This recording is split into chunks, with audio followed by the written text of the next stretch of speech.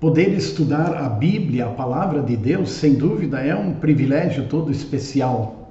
Poder refletir sobre aquilo que Deus nos diz diretamente através do seu Filho Jesus e também sobre todos os ensinamentos que Deus nos deu através dos seus profetas, dos apóstolos, é muito especial para a nossa vida.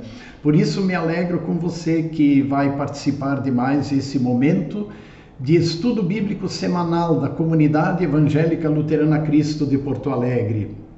Nós estamos no momento refletindo sobre a atuação de personagens da Bíblia Sagrada, muito especialmente dos profetas do Antigo Testamento. Nos últimos 3 estudos, as reflexões que o pastor Ismar dirigiu foram em torno do profeta Jonas, que atuou no Império Babilônico, depois também no Império dos Medos e dos Persas. Muito interessante essa história. Ela está na playlist da Comunidade Evangélica Luterana Cristo de Porto Alegre. Basta encontrá-la tanto no YouTube como no Facebook. E nós queremos dar continuidade hoje analisando mais a vida e a atuação de mais um profeta. E tudo aquilo que Deus quis mostrar através da atuação deste profeta e da missão que o próprio Deus lhe entregou. Eu me refiro ao profeta Jonas. Ele é o personagem que estará diante de nós no estudo de hoje. E a trajetória ou a missão que Jonas recebeu, bem como os resultados dessa missão, eles são muito oportunos para serem analisados nesse tempo em que nós vivemos, que é o tempo da Quaresma. A jornada de Jonas, ou a história de Jonas, tem a ver com arrependimento, tem a ver com cinzas. Nós lembramos há poucos dias a quarta-feira de cinzas. Então é muito interessante essa reflexão e eu convido você a acompanhar. Vamos conhecer um pouco esse profeta e vamos conhecer também a missão que Deus lhe entregou. Eu gostaria de apresentar esse assunto em 3 partes. No primeiro momento, vamos olhar um pouco o personagem Jonas, quem era ele. Num segundo momento, uma rápida olhada no livro de Jonas. É um livro que nós podemos ler em 30 minutos, eu diria menos de 30 minutos, são 4 pequenos capítulos. É muito interessante a leitura, mas vamos dar uma olhada panorâmica neste livro. E num terceiro momento, vamos considerar algumas aplicações práticas para a igreja nos dias de hoje, aplicações práticas para a nossa vida. Então esse é o assunto que temos diante de nós. Aliás, o profeta Daniel, que eu mencionei, e o profeta Jonas, eles têm uma característica bem especial, porque são profetas que o Senhor Deus mandou para fora do povo de Israel. A maioria dos profetas sempre atua dentro do povo de Israel. Claro, muitas vezes com mensagens também para as outras nações. Agora, tanto Daniel como Jonas e também o profeta Ezequiel, eles são profetas que atuam fora do território de Israel. Como já mencionei antes, Daniel atua lá na Babilônia, junto inclusive às autoridades babilônicas. E agora Jonas, ele é enviado para uma missão especial em Nínive. E Nínive era a capital de um outro império, no caso o Império Assírio. Muito bem, o que nós sabemos a respeito do profeta Jonas? Não temos muitos detalhes, então é importante colocar isso desde já. Não há muitas referências e muitos esclarecimentos sobre a vida, sobre a pessoa do profeta Jonas, mas sim sobre a missão e sobre a reação dele diante da missão recebida de Deus. O nome de Jonas, ele na verdade aparece no livro de Jonas e ele aparece também nos evangelhos de Mateus e de Lucas, porque Jonas é citado pelo próprio Senhor Jesus. E nós vamos ver isso um pouco mais adiante no estudo. E isso é bem relevante, isso é muito significativo. Mas há uma outra referência no Antigo Testamento, no livro de 2 Reis. 2 Reis, no capítulo 14. 2 Reis, capítulo 14, liga o profeta Jonas a um dos reis de Israel chamado Jeroboão. No caso, Jeroboão II. E esse rei de Israel, ele reinou entre os anos de 786 e 746 antes de Cristo. Então há uma referência lá, 2 Reis, capítulo 14. Então nós concluímos que foi por esse tempo que Deus enviou o profeta Jonas para uma missão especial na cidade de Nínive, que era a capital do Império Assírio. Aquele texto de 2 Reis 14 também menciona que Jonas era filho de Amitai e ele era da tribo de Zebulão, uma das 12 tribos que formavam o povo de Israel. E que ele nasceu numa cidade, eu anotei aqui, a cidade de Gat-Hefer. Gat-Hefer é uma vila que ficava no norte e muito próximo também da vila de da vila de Nazaré, onde mais tarde viveu o nosso Senhor e Salvador Jesus. Então isso é o que a gente sabe a respeito de Jonas. Se ele viveu e atuou nesse tempo, perto do ano 750 a.C., então, de certa forma, ele também foi contemporâneo do profeta Isaías, do profeta Miqueias e do profeta Amós. A Assíria, alguma coisa sobre a Assíria, para onde, no caso, o Jonas foi enviado. A Assíria era o império dominante durante vários séculos, mas muito especialmente entre os anos 900 e 600 a.C., eles são o império que domina o mundo conhecido. E o exército dos assírios era um exército muito poderoso, cruel também no trato com os inimigos, e que era uma ameaça constante ao povo de Israel. Agora vocês imaginem, né? De repente Deus dá uma missão para Jonas e diz: vai até a grande cidade de Nínive e prega lá, anuncia lá a mensagem que eu vou te dar.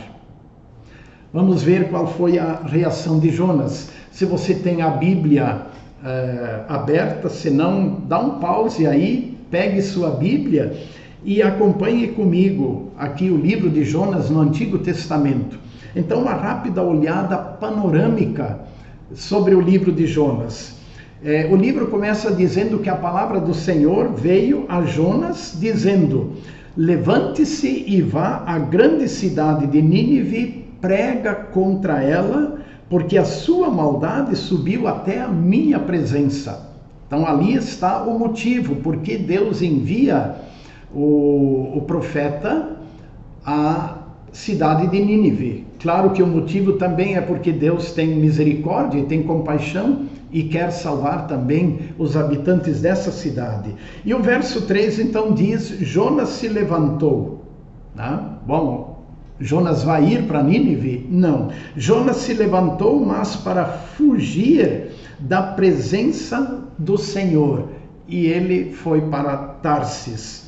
E ele então embarca num navio, ele vai até a cidade de Jope, que era uma cidade portuária, paga sua passagem, compra passagem, entra no navio e quer ir para outra direção. Se Nínive ficava para lá, ele quer ir para outra direção. Ele vai para a Espanha. E para longe da presença do Senhor, afirma o texto bíblico lá no verso 3, como se fosse possível ir para longe da presença do Senhor. Então, o que acontece naquele navio? Uma grande tempestade se levanta e, coloca em desespero toda a tripulação, porque todos fazem o máximo para tentar salvar o navio e suas próprias vidas, mas a tempestade aumenta cada vez mais. E o que eles fazem? Lá no verso 7, eles lançaram sortes para ver quem é o culpado dessa situação, e a sorte caiu sobre Jonas. E então lhe disseram: quem é o culpado por este mal que nos aconteceu? Qual é a sua ocupação? De onde você vem? Qual é a sua terra? E de que povo você é?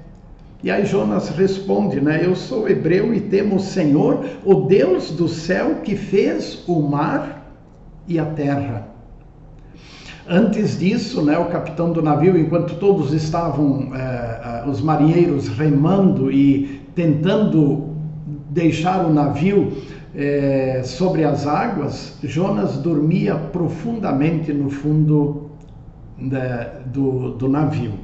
Vamos falar sobre isso depois. Bom, o desfecho dessa história é que a sorte caiu sobre Jonas e Jonas diz: olha, me joguem no mar e aí o mar vai se acalmar. E realmente chegou nesse ponto, ele é jogado no mar. E no verso 17, o último verso do primeiro capítulo, está escrito: o Senhor ordenou que um grande peixe engolisse Jonas. E Jonas esteve 3 dias e 3 noites no ventre do peixe. Então assim termina o primeiro capítulo. Depois vamos também conversar sobre isso. No ventre do peixe, Jonas faz a sua oração, ele faz a sua confissão.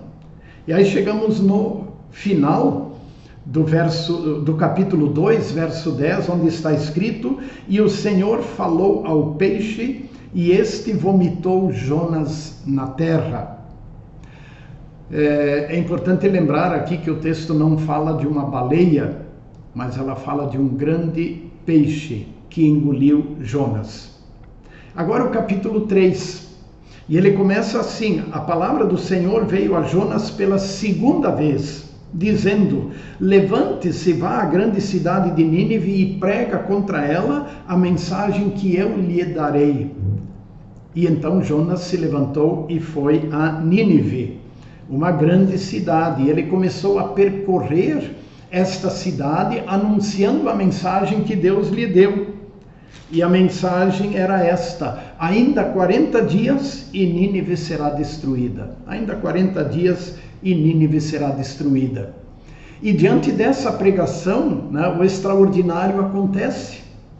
Está lá no capítulo 3, verso 5, os ninivitas creram em Deus, proclamaram um jejum e vestiram roupas feitas de pano de saco, desde o maior até o menor.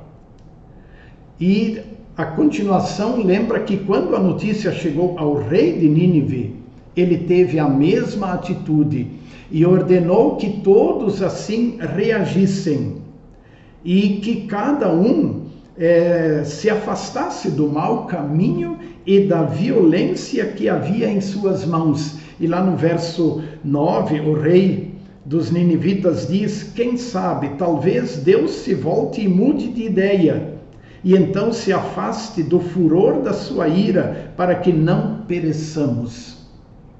E a reação de Deus está no verso 10. Deus viu o que fizeram, como se converteram do seu mau caminho, e Deus mudou de ideia quanto ao mal que tinha dito que lhes faria e não fez.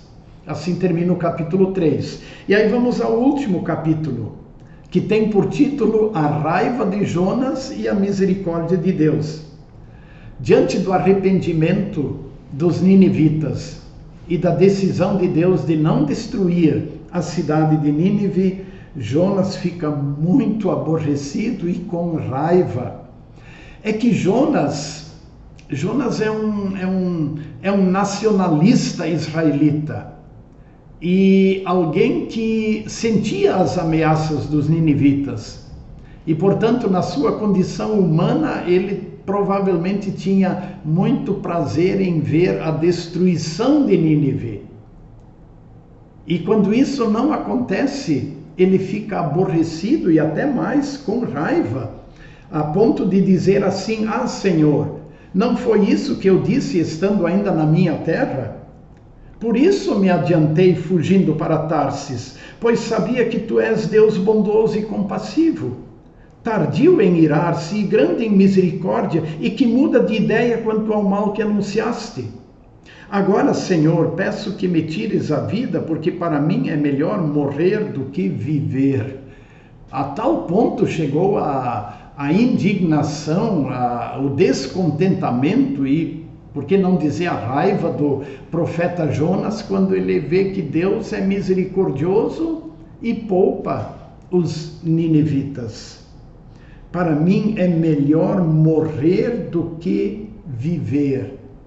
E Deus, inclusive, lhe pergunta: você acha que é razoável isso? Essa pergunta de Deus foi feita pelo seguinte, porque depois disso Jonas subiu lá num alto, né, e lá sentou, e tinha uma cobertura lá, e Deus fez nascer uma planta que cresceu sobre aquela cobertura da noite para o dia e deu sombra para Jonas. Só que em seguida, né, um bichinho roeu aquela planta e ela secou. E o sol bateu forte, né, em Jonas, e ele ficou mais chateado, mais desanimado ainda, e novamente pede a morte. Para mim é melhor morrer do que viver. E Deus lhe pergunta: você acha que isso é razoável?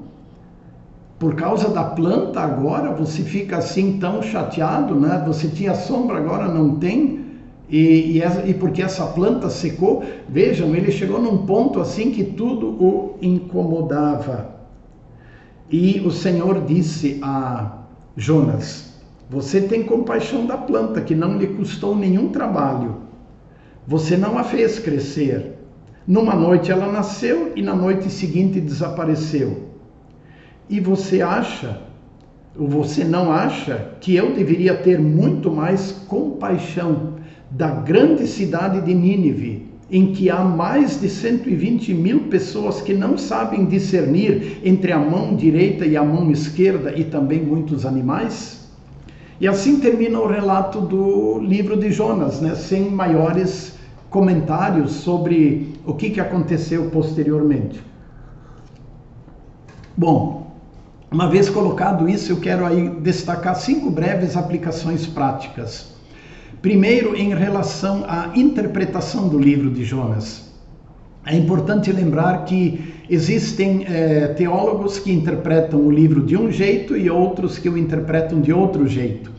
Teólogos mais liberais entendem que o livro de Jonas e tudo que está relatado, bem como os personagens, não foram reais, e que o livro é apenas uma alegoria, uma ilustração, uma comparação, quase que uma novela ou uma peça teatral que alguém escreveu, e então deu a um personagem, o nome de Jonas, a um personagem o nome de Jonas, mas que tudo seria ficção, né? Uma peça teatral. Já os teólogos conservadores entendem que tanto o assunto descrito no livro de Jonas como os personagens, eles são reais. São reais.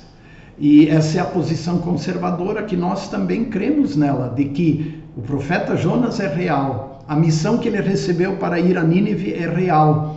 E o arrependimento dos ninivitas é real. E Deus quer mostrar algo a respeito disso. O milagre é real. Jonas no ventre do peixe durante 3 dias e 3 noites é real. Toma a liberdade de lhe perguntar como você reage diante desse relato. Você o vê como um fato real? Você tem dúvidas, incertezas? Tá? Vamos ao segundo ponto. Então, primeiramente sobre a interpretação, né? Alguns o interpretam como uma alegoria, mas muitos o entendem, né, como realmente um fato com personagens reais, uma ação milagrosa e poderosa de Deus. Segundo ponto, Claro que tudo gira em torno da pergunta: é possível alguém sobreviver 3 dias e 3 noites no ventre de um grande peixe? E aí nós vamos dizer que, humanamente falando, claro que não. Né? Humanamente falando, não é possível alguém sobreviver 3 dias e 3 noites no ventre de um grande peixe. Ele vai ser sufocado sem ar e vai morrer. Contudo, nós temos que lembrar que o livro de Jonas, ele trata de um fato extraordinário, sobrenatural, milagroso, realizado pelo próprio Deus. O Deus que preservou a vida de Jonas 3 dias e 3 noites no ventre de um grande peixe, é o mesmo Deus que do nada criou os céus e a terra. É o mesmo Deus que prometeu que vai nos ressuscitar no dia do juízo final para a vida eterna. É o mesmo Deus que tem autoridade sobre a natureza, sobre a vida humana, sobre todas as forças do mal.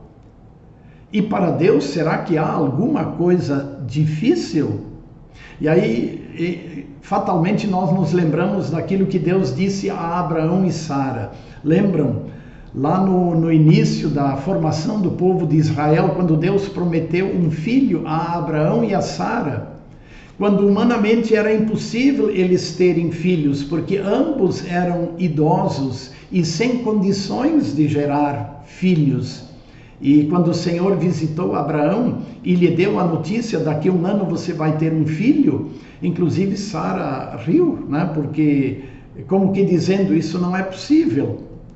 E aí o Senhor fez a pergunta a Abraão: por acaso existe algo demasiadamente difícil para o Senhor? Tem algo difícil para o nosso Deus? Claro que não. Tá?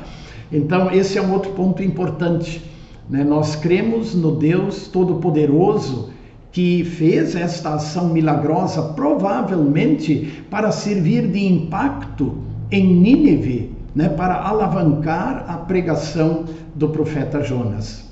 Mas mais importante para nós é o testemunho de Jesus a respeito de Jonas. E agora eu convido você a procurar Mateus capítulo 12. Mateus capítulo 12, os versos 38 a 42. Mateus 12, esse relato está tanto em Mateus 12 como também em Lucas, depois acho que é o capítulo 11. Isto, Mateus 12 e Lucas 11, o sinal de Jonas. Lá em Mateus 12 está então escrito assim: alguns escribas e fariseus disseram a Jesus: Mestre, queremos ver algum sinal feito pelo Senhor. Essa era uma constante, né? Os líderes religiosos correndo atrás de Jesus, dizendo: por favor, faça um milagre, faça um sinal, nós queremos ver um sinal para acreditar em ti. E aí Jesus respondeu: uma geração perversa e adúltera pede um sinal, mas nenhum sinal lhes será dado senão o do profeta Jonas. Porque assim como Jonas esteve 3 dias e 3 noites no ventre do grande peixe, assim o Filho do Homem estará 3 dias e 3 noites no coração da terra. Observem que o Senhor Jesus se compara ao profeta Jonas, usa a realidade, o fato que envolveu o profeta Jonas para falar que ele também vai ficar 3 dias e 3 noites no ventre da terra. Ele vai morrer, mas ele vai ressuscitar. E ele diz mais que os ninivitas se levantarão no juízo com esta geração e a condenarão, porque se arrependeram com a pregação de Jonas. E aqui está quem é maior do que Jonas. Esse testemunho é significativo. Lucas repete a mesma coisa, com palavras um pouco diferentes. Também Jesus falando, lá Lucas capítulo 11, a partir do verso 29. Esta é uma geração perversa, pede sinal, mas nenhum sinal lhe será dado senão o de Jonas. Porque assim como Jonas foi sinal para os ninivitas, tá? Assim como Jonas foi sinal para os habitantes de Nínive: o Filho do Homem será sinal para esta geração. Tá? E então é muito significativo isso, o depoimento que o Senhor Jesus dá, o testemunho dele. E ele não fala de Jonas como uma peça teatral, como uma alegoria, como uma comparação. Ele cita Jonas como um personagem real, como ele realmente foi e pregou e anunciou a mensagem de Deus. Bom, um quarto ponto, rapidamente colocando, é sobre essa raiva do profeta Jonas. Ele recebe a missão 2 vezes. Jonas, levante-se e vá à grande cidade de Nínive. Mas no primeiro momento Jonas se levanta para fugir. E Deus pacientemente o prepara. 3 dias e 3 noites no ventre do grande peixe preparam o profeta. E aí a palavra do Senhor vem a ele pela segunda vez: levante-se e vá à cidade de Nínive e anuncia lá a mensagem que eu lhe darei. E aí Jonas vai, e o povo se arrepende, e promulga um tempo de jejum, de arrependimento, e demonstra em atitude o seu arrependimento. E isso entristece o profeta, porque lá está um profeta que, talvez meio a contragosto, vai cumprir a missão, mas no fundo ele espera que Deus destrua aquele povo. Sabem, existe uma frase que diz assim: o bem aos meus amigos e o mal aos meus inimigos. Esse é um sentimento muito presente na vida humana. Graças a Deus, ele não é assim. Graças ao amor e à misericórdia, Deus não age assim. Porque se Deus agisse assim, nem para nós haveria qualquer chance.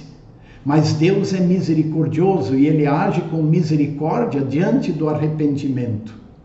E ele precisa mais uma vez lidar com o seu profeta, para tocar o coração dele e mostrar a ele que ele é misericordioso. E Deus mostra isso naquele evento da planta, que Jonas, quando ele então tem a sombra da planta, de repente ele se acalma, fica feliz, mas fica de novo raivoso e chateado quando a planta seca.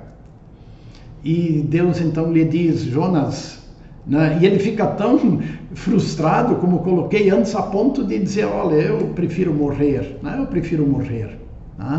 E aí ele até diz para Deus: olha, essa é a razão porque eu fugi, porque eu sabia que você é Deus misericordioso, você se arrepende do mal, você promete fazer o mal, depois não faz, então é por isso que eu fugi. E Deus lhe pergunta: é razoável isso tudo, Jonas? Pensa, você fica aborrecido por causa da planta, que te dava sombra, secou, você se compadeceu dessa planta. Como é que eu não vou me compadecer de milhares de pessoas que vivem aqui, que não sabem discernir entre a mão direita e a mão esquerda? Provavelmente aí o profeta se refere à ignorância espiritual em que vivia aquele povo, que não tinha Deus. E Deus mostra misericórdia. É muito importante essa reflexão para nós nesse tempo de quaresma, sobre a misericórdia de Deus e a nossa condição de pecadores. Se Deus não tivesse misericórdia de nós, todos estaríamos perdidos. Se Deus não nos mandasse Jesus, não haveria esperança para nenhum ser humano. E que Deus tire de nós esse sentimento que muitas vezes está presente: eu quero o bem para aqueles que eu amo, para aqueles que são meus amigos, mas alguém que é contrário a mim, desse eu... Tomara que Deus o castigue, Às vezes tem dentro do ser humano esse sentimento. E que Deus nos livre disso, porque Deus quer nos mostrar que Ele é misericordioso com todos os seres humanos, porque Ele amou o mundo, E no mundo fazem parte os ninivitas, os babilônios, os brasileiros, eu e você. E tempo da quaresma é tempo de relembrar a misericórdia de Deus que mandou Jesus, que assumiu a nossa natureza humana, que pagou pelos nossos pecados e que deseja que todos se arrependam do seu caminho e vivam. Juro, diz o Senhor, não tenho prazer na morte do perverso, mas em que ele se arrependa do seu caminho e viva. Eu quero terminar com uma palavra, está lá no primeiro capítulo de Jonas, capítulo 1, verso 6, quando o capitão do navio desce até o porão do navio e encontra o Jonas dormindo. E aí o capitão lhe pergunta algo mais ou menos assim: homem, o que você faz aqui agarrado ao sono? No meio desse temporal, no meio dessa tempestade, o que fazes aqui agarrado ao sono, dormindo? Sabem, essa é uma pergunta muito própria para cada um de nós, porque com facilidade nós ficamos aqui neste mundo agarrados ao sono do pecado e não refletimos sobre a nossa condição, não nos arrependemos e não voltamos para o Senhor. Então esse é o tempo que a advertência a Jonas, dada por aquele capitão do navio, que fazes aqui agarrado ao sono, seja também a advertência de Deus para nós. Tu estás aqui por acaso dormindo o sono do pecado? Levante-se, lembre-se que você é pó. Por isso o uso do pó e das cinzas, tu és pó e ao pó tornarás, mas lembre-se sobretudo da misericórdia do Senhor. Que essa reflexão também seja significativa para a sua vida. Um grande abraço, a bênção de Deus, abençoado tempo de quaresma e até o nosso próximo estudo, quando diante de nós teremos mais um profeta do Senhor. Um abraço a todos.